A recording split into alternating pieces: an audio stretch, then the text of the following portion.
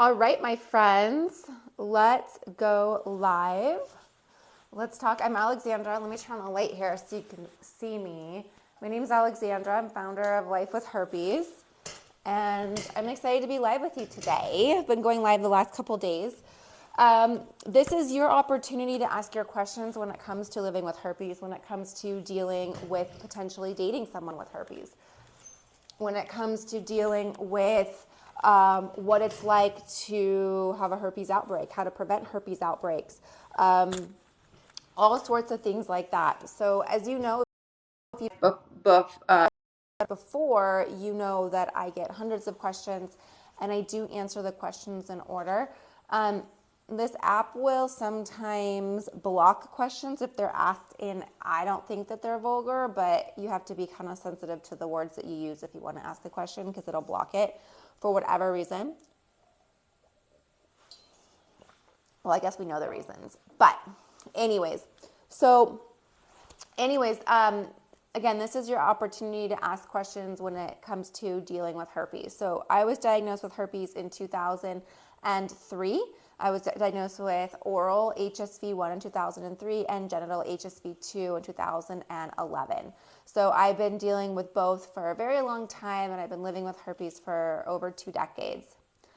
This is a great question. How soon before a physical outbreak is someone contagious? So I'm going to back up, and because a great question is once you've come in contact with it, like if you have been intimate with someone that has herpes, how long before, like what's the incubation period of an outbreak? And it's typically 2 to 12 days. So within 2 weeks, most people get their initial herpes outbreak. However, for other people, it can be decades. It can be weeks, months, years, decades before they get their first outbreak because it can lie dormant in our system. And then when your immune system is weak or you're under stress or whatever's going on, the herpes virus decides to pop up and be like, hey, we're going to have a herpes outbreak. So again, it can be dormant in your system for years. So how soon before a physical outbreak is someone contagious? To be honest, I don't have that answer. The CDC or the doctors would tell you post-outbreak, you want to make sure that you don't come near someone for about 7 days, a week. You want to make sure that that is cleared. Each do his own. So I would say if you have the prodrome symptoms, so if you have the itchy, tingly, burning, any sort of sensation that you're getting an outbreak, I would bank on the fact that you are contagious. Now, again, we're not going to know, did that start 5 hours ago, 2 hours ago, 48 hours ago, 24 hours ago? Unfortunately, we're not going to know because at this point, we have no way of testing or doing a home test to swab the area. If you don't have symptoms, did you get retested? Ashley, that's great if you want to get retested. It's always a great thing. Just if you tested positive on an IgG blood test, I would say it's pretty accurate that you have it. Most people do not have herpes symptoms and most people have it. So 90% of the people living with genital herpes will never be diagnosed. Majority of the people with herpes, HSV, or whether it's oral or genital, don't know they have it. So, and because most of the population are asymptomatic. So again, that's something to think about is most people are asymptomatic. So that's awesome in your case, Ashley, that you're not getting symptoms and you're asymptomatic because there's a lot of people that would love that situation. There's a lot of people that initially get back-to-back outbreaks. So if you are someone living with herpes or you know someone that's living with herpes, this is why this platform is here. This is why I go live. Thank you for the hearts. I appreciate seeing the hearts. It makes my day to see the hearts. I was never a heart person, and I mentioned this on other lives. Now I have my little Valentine baby boy who's 3, but now I love hearts because he's a little boy. He's my little Valentine. His due date was Valentine's Day. So, yes. So again, this is your opportunity. Again, if you know people that have herpes or you have herpes, this is the platform to follow. I go live as often as possible. I do my best to answer the questions to the best of my nature. If I don't know the answer, I will look for the answer. You're saying you're doing great work. People are uneducated and also scared to talk about the things like this. Yes, people are definitely uneducated when it comes to herpes because it's something that our society has deemed like, ew, icky, gross. Ew, well, you know who has it. Like, you know that person has it and you know why they have it, right? And so unfortunately, when we hear that chatter, it makes us feel filled with shame. It makes us feel like, ooh, I can't talk about this. And now that I have this, I will never be able to go out and have a normal life. And the silly thing about this is the majority of the people do have it. So the majority of the population are living with herpes and are living a normal life. So what does asymptomatic mean? It means that you do not have symptoms. So, or you have very few symptoms. So again, it's virtually impossible to never come across this herpes virus. People will say like, ew, gross, I would never sleep with somebody like that. Or ew, gross, I would never, right? We say that. And the funny thing is there is somebody in your life that you love unconditionally, that you have kissed, that you have shared. You've shared a sip of tea with them, a coffee, a beer, whatever it is, a bite of pizza, whatever it is. There's someone you love unconditionally that you have come in contact with. It's statistically impossible. I mean, if you've kissed more than 3 people in your life, and I mean romantic or non-romantic, I mean to a parent, in some cultures, they do the cheek kiss when they say hello, all these things. If you've kissed more than 3 people in your life, you have come in contact with HSV1. It's statistically impossible for you not to. So asymptomatic means that you are not going to have symptoms. Thank you for breaking the stigma. You're welcome, Kimmy. I'm just trying to do my best. Did you ever just consider not disclosing? No. So here's the thing. I have oral herpes. I never disclosed I had oral herpes. I didn't know I was supposed to. It was one of those things like, oh, well, everyone has it. Like, whatever. Everyone has oral herpes. So it wasn't something like I disclosed up front.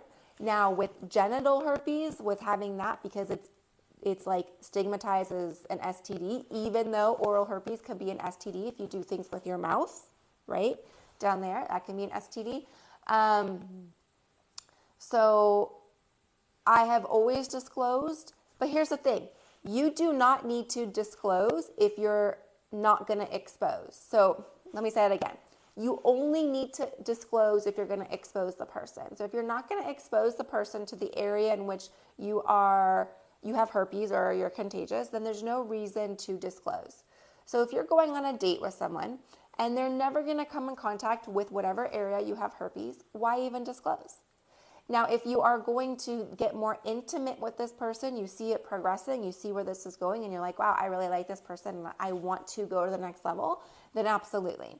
But a lot of times we can go on a date and be like, that was a waste of time. Like, I didn't even feel the connection with this person. Why would I even disclose? Oh my God, hey, I used to watch your YouTube videos when I got diagnosed 3 years ago. Hi there. Yes, 3 years ago, 2020, long time ago, 2019, 2020. I'm glad you used to watch my YouTube videos. Those of you that are like, YouTube, I have probably like 800 YouTube videos, maybe more. There's a video being posted every single day. So I have a very active YouTube channel. It is Life with Herpes. There's a lot going on over there.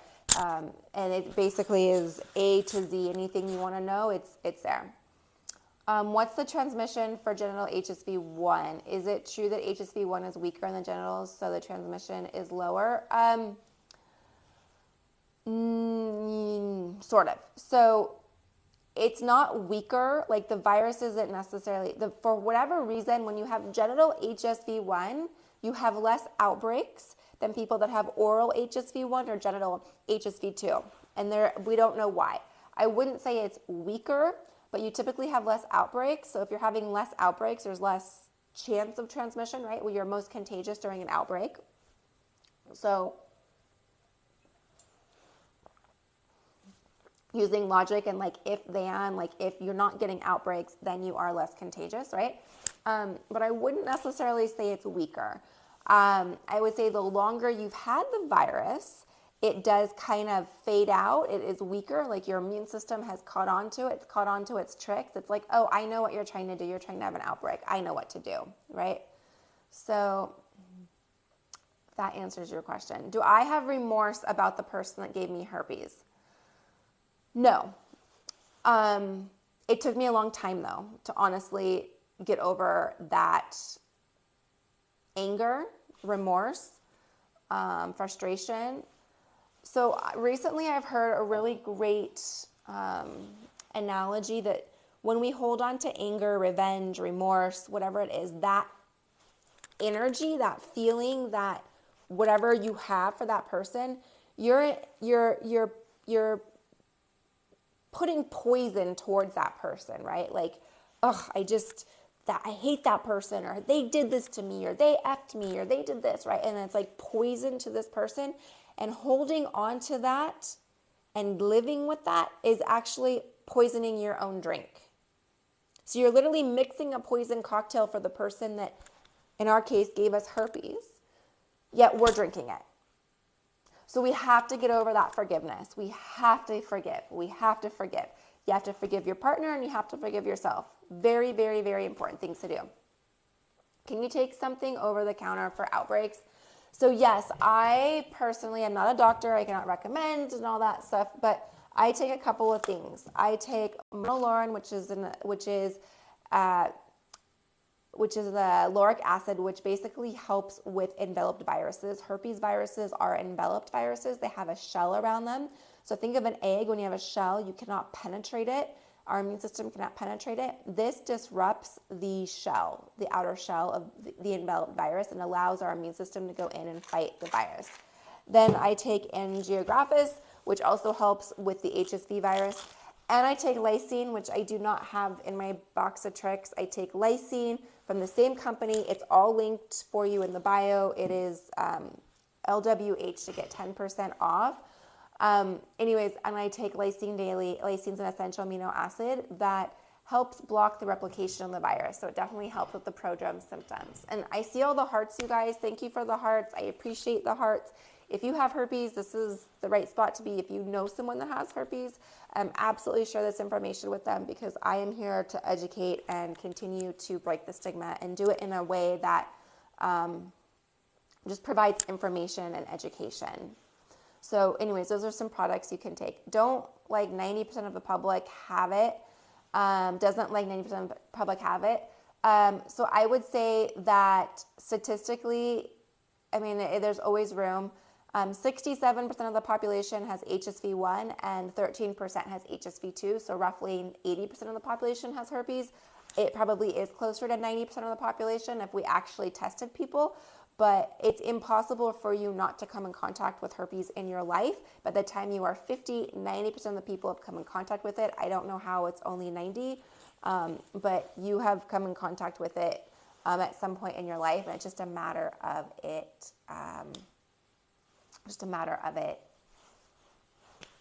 Manifesting in your life. Black seed oil works wonders for anybody dealing with outbreaks. Thank you for that recommendation. Nicole wants to know, for the black seed oil, do you put it on the skin or is it taken internally? So we'll ask and see what they say. Hey, so outbreaks reduce over time, right? Yes. Or so some people get only one outbreak per year. Yes. Some people get one a year, one every 5 years, one every 10 years. So yeah, that's definitely possible.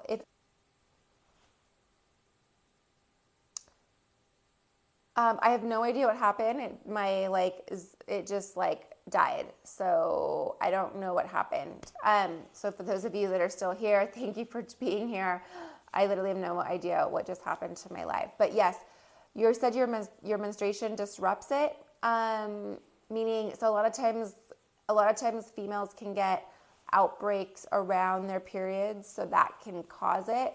And those are some things that can sometimes cause the outbreaks to happen. I lost all my questions, you guys. Let's see. So if you have your questions here, keep asking your questions. Oh, have I heard of Terry Warren? I have heard of Terry Warren. She is a nurse practitioner. I'm not quite sure exactly what her title is. And she has dedicated her career to helping with the stigma. She has a lot of great information out there when it comes to dealing with herpes. So yeah, she does a great job dealing with this or educating people with this. There were some questions. Black seed oil. You guys were asking if there's anything topical you can use. Here's my box of tricks right here. So like I said, I take the lysine and arginine and Angiographis daily. They're supplements from Palmera Health. I have it linked for you. And then I created topical products specifically for people dealing with herpes. So this is the oil, this is the body lotion. There's lots of yummy things. The two things that are